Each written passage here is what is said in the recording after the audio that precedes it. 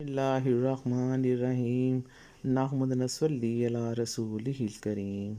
اے محمد تم کہہ دو میری نماز، میری قربانی، میرا جینا اور میرا مرنا صرف اور صرف اللہ کے لیے ہے۔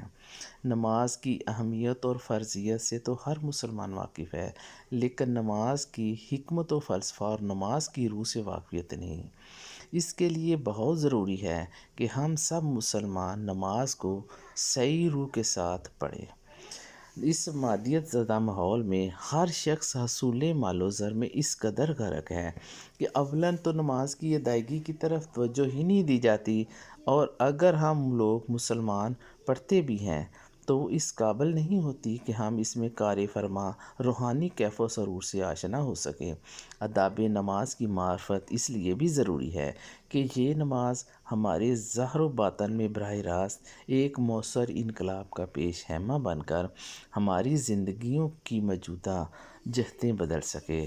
اللہ تعالی ہم سب کو نماز پڑھنے کی توفیق عطا فرمائے، آمین ثم آمین۔